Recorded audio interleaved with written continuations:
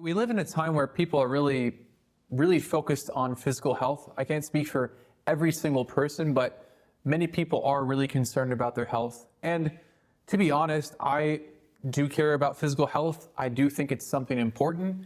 I think if we take care of our physical health, we're more able to really serve others and serve God more. But as I listen to some of these health experts or gurus or whatever you want to call them, sometimes there's such a focus on health, and sometimes it seems the more important things seem to go to the wayside. It seems like many of these people are trying to just squeeze out just a couple more years out of life expectancy or a couple more months for us, just a little bit higher quality of life with all these tweaks, supplements, practices, exercises, how to go about those exercises, fasting, when to do it, when not to do it, all these different ways to track health. And again, health can be a good means to enabling us to serve where we're called to serve, but sometimes we just lose sight of these spiritual goods. Jesus in Matthew 6, he says that to not be anxious about our life, about what we shall eat, what we'll drink, what we'll wear, about our body. He says, is life not more than food, and the body more than clothing? And so we have to learn to put physical health in perspective and really to prioritize spiritual health. Jesus says, what does it profit a man to gain the whole world, but to forfeit his life or to forfeit his soul?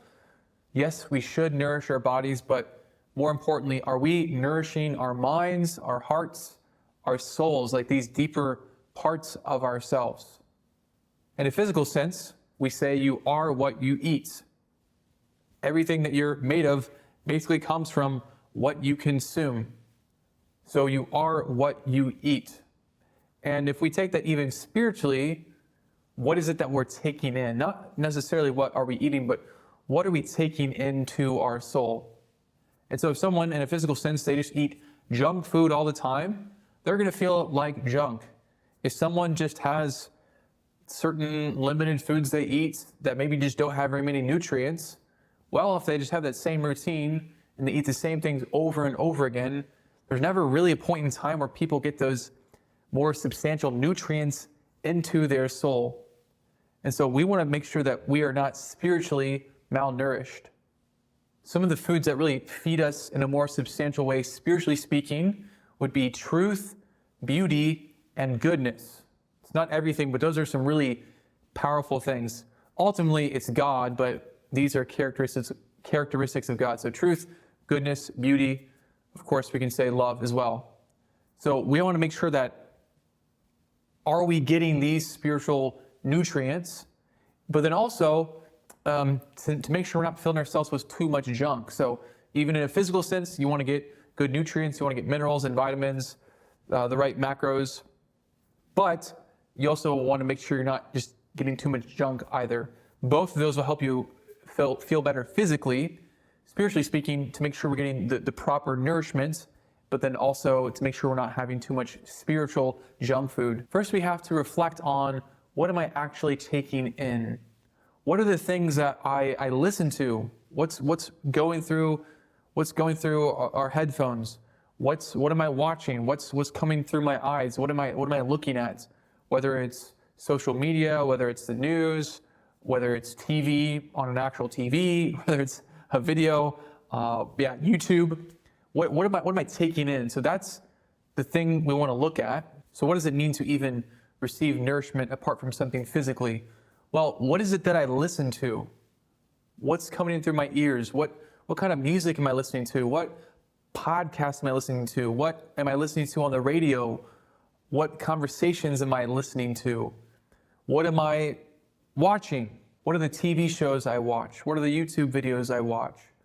These kinds of things. And then our mind, what is it that I focus about?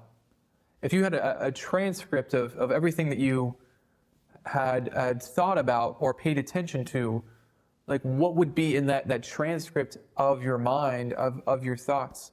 What is it that you pay attention? What is it you dwell upon? These kinds of things are really important in terms of our spiritual nourishment.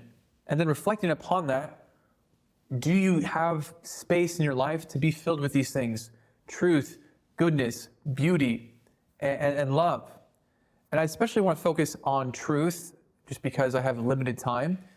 But when it comes to truth, are you nourished with deeper truth? As human beings, this is what makes us different than the animals. Like, yes, we have food, yes, we have movement and exercise, we sleep, we get up, all these things, but so do all the animals. What sets us apart from the animals? Well, the other animals can't think about these deeper things. They're not thinking about where did the universe come from and how long has it been here and how do things in physics work? How do things in mathematics work? What's right and wrong? What's the best way to live? Is there a God? How should we follow him? These are things that make you and I different than the animals. This is what makes us just really profound creatures. And we're made in the image of God because we have this greater capacity of self-awareness and consciousness and the ability to think and judge and discern and reflect. So realizing that this is what you're made for, that should give us a desire of like, man, I want to be fully the thing I was created to be. And this is not meant to be a guilt trip or anything like that. It's just an exciting invitation to feel better, to put it simply. In a physical sense, when you get rid of junk food, when you eat things that really nourish you, you just feel better. So as a priest, really inviting you to think about what you take in, and are you being nourished on a deeper level? Don't let it be a guilt trip or a thing of like, oh wow, there's just another thing that I'm failing at, but just have this be an invitation. As human beings, we're made to reflect on these more noble things. I'm going to read this passage from Philippians 4, where St. Paul says this: "Finally, brothers, whatever is true, whatever is honorable, whatever is just, whatever is pure, whatever is lovely, whatever is commendable, if there's any excellence, if there's anything worthy of praise, think about these things. What you have learned and received and heard and seen in me, practice these things, and the God of peace will be with you." So we're meant to focus on these things, and it's so easy to not focus on what is honorable, just, pure, lovely, commendable, excellent, worthy of praise. It's so easy to not focus and listen to those kinds of things. There's just so much music out there that's not good. There's so much entertainment out there that's not good. I remember looking for TV shows and just trying to find something that's good content, just in terms of like a good story, but then also like appropriate. And as I looked at parental guides for these things, it's like, it's hard to find something without just something inappropriate. It's hard to find these kinds of things that St. Paul talks about in Philippians. And so we want to pay attention to what we pay attention to. We want to pay attention to what we fill our minds with, because when we fill our minds with these things, what's true, honorable, just, commendable, excellent, worthy of praise, then we'll have peace.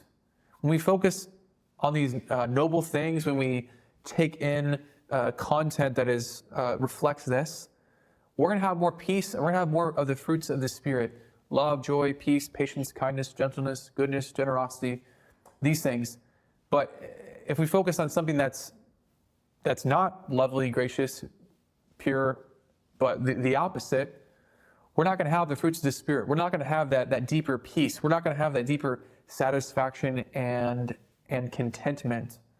So our minds, whatever you want to say, our minds, our hearts, our souls, these things they receive. They're like containers. And even in an earthly sense, like the container you have will start to reflect the type of thing you put in it. So if you have a coffee cup and you use that cup for coffee or even tea, it's going to start to take on the color and the smell of that container. Same thing with leftovers, or I don't know if you keep a sauce in a certain jar. Whatever it is, it's the container is going to start to reflect the contents of what's put in it.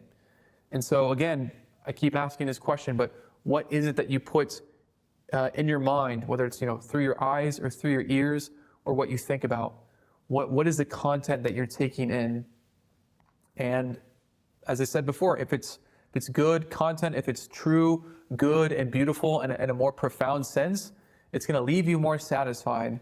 But if it doesn't have those characteristics, It's not going to fill you because, again, you're made in the image of God. You are made to be nourished by these deeper things. Another important point, it's not just about, is this right or is this wrong? But sometimes it's a matter of quantity and balance. So it's okay that there's certain things that aren't like super profound necessarily. Like we can be familiar with what's happening in the news. We can know what the weather's like. We can have small talk, and not everything has to be some profound philosophical reflection, but we do want to make sure there's a balance, and we do want to make sure that we're getting nourished by things like prayer, good reading, good conversation, just good content. We want to make sure we're getting enough of that and not too much of other worldly or mundane things. I know for myself, like I do care about physical health, and I do listen to content to try to find out what's best for me, what's going to help me have the most energy in life and things like that. But I've noticed this many times where I listen to a certain amount of this content about physical health, and it's fine. But after a certain point where I'm just listening to this, could be like a longer YouTube video or podcast, and I'm listening so long where I don't maybe draw my attention up to God, or it's just too much, I feel this kind of emptiness. We're like so blessed to have so many awesome resources. I mean, even just books, like we have so many ways to access books. Even digitally, you can have a book in a matter of seconds if you do a digital copy, or even if you order it, it doesn't take that much time to get the book. So, I mean, just to think that there are people who have, especially when it comes to religious books, there are people who have lived amazing lives. They've had profound reflections on what it means to be a disciple of Jesus or an aspect of the spiritual life. And we can just order a book like that and just receive so much wisdom. Apart from books, of course, there's YouTube videos, there's podcasts, there's other platforms that have videos and audio resources. Like, we are so blessed. God has just given us an amazing banquet. And I think sometimes we can really take it for granted. So we should really capitalize on all the resources God has given us. In my testimony, I shared just how doing things like playing video games, just like shooter video games or whatever video game it was. Sometimes it's those mindless games on like an iPad or iPhone, Fruit Ninja, or what was it, Doodle Jump. Yeah, I don't remember all the names, but I just remember playing more video games. And then as I was taking in more spiritual content, I was starting to read more, listen to homilies. I just noticed how I felt this deeper contentment when I did things that nourished me spiritually. And it's just really important to pay attention to how things make you feel. Maybe to end, just to give some practical recommendations. The actual reason I wanted to make this video was actually just simply at my parishes. So if you're not at my parishes, this is more of a practical announcement, but to promote at my parishes, or your parish might have this, is formed.org. I think formed.org is an amazing resource. There's tons of different videos. They have some movies uploaded. There's just like an abundance of amazing content, high quality content, a variety of content. I'd really encourage you to check out form.org.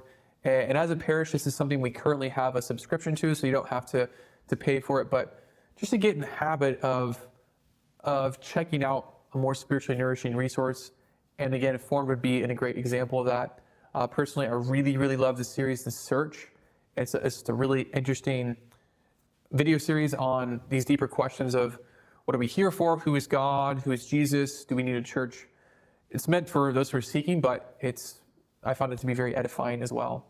Just some other practical recommendations that's not necessarily connected to Formed. I encourage you just to search top Catholic podcasts or top Christian podcasts. To conclude, I'll just share some other practical recommendations. Hallow is a great app. You have to pay for the subscription, but lots of different content, especially as you're getting ready for the day. If you're driving, if you have any more idle time, you're doing laundry, you're cooking, whatever it is, there's just prayers and reflections you can listen to on Hallow. They also have the app Amen. So it's free, so you don't have to pay for it. I don't know if they have quite as much stuff as Hallow does, but encourage you to check out that as well. In general, I would search just for top Catholic podcasts. I don't have tons of recommendations right now. I mean, I know some, but I just haven't collected my thoughts as much. But just search, top Catholic podcasts. There's a lot of amazing Catholic podcasts. I would encourage you to get in the habit of just listening to more inspiring music. I really like to listen to movie soundtracks, like instrumental movie soundtracks. And, there's a lot of different movies, but I try to find the ones that are more, I don't know, just inspiring and uplifting. And that's really powerful for me spiritually to listen to that. But of course, there's like religious chants, there's choral music. That's really beautiful. A lot of people today like Gregorian chants. I could give endless recommendations about things to do to nourish us spiritually, but that would take several hours. So maybe I'll just return to that point I made before. Just pay attention to how things make you feel. And just know that there's so much content out there that will nourish you. Again, don't make it a guilt trip. Don't make it a thing of like, well, this priest is saying to do this, and if I want to be a good person, I should do it. No, like, again, you are a profound creature. You have a mind, a soul, a spirit. Nourish these things, and you will find so much more satisfaction in your life. So thank you for listening, and God bless.